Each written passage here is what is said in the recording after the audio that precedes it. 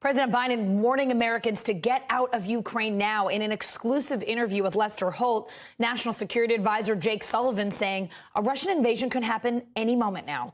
NBC News correspondent Josh Letterman is in D.C. So, Josh, tell us more. What else did Sullivan say about the threat from Putin this afternoon?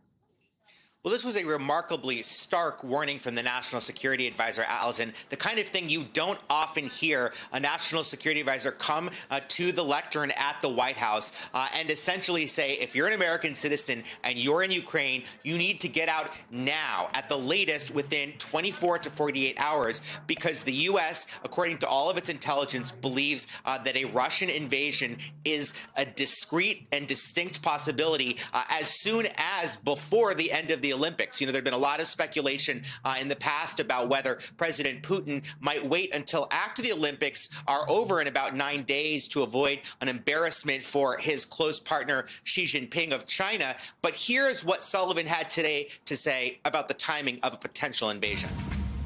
We are in the window when an invasion could begin at any time, should Vladimir Putin decide to order it. I will not comment on the details of our intelligence information, but I do want to be clear. It could begin during the Olympics. We want to be crystal clear on this point. Any American in Ukraine should leave as soon as possible, and in any event, in the next 24 to 48 hours.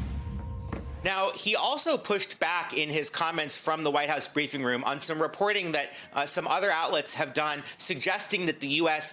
Now knows that Putin plans to invade. Sullivan says that as far as the United States is aware, President Putin has not made a final decision or given an order to his military to launch an invasion, but that based on everything the U.S. can see on the ground as far as the Russian buildup militarily along its border with Ukraine as well as in Belarus, that it is now a distinct possibility. And to that end, just a few minutes ago, Allison, the Pentagon announcing that at President Biden's direction, the defense secretary is sending another 3,000 troops from the 82nd Airborne to Poland. Now, these are not going to be people who are going to be fighting in Ukraine or against the Russian military. These are troops that are going to reassure our NATO allies during a time when they are very concerned and to make sure that there is proper reinforcement in the NATO countries that already host U.S. military forces, Allison.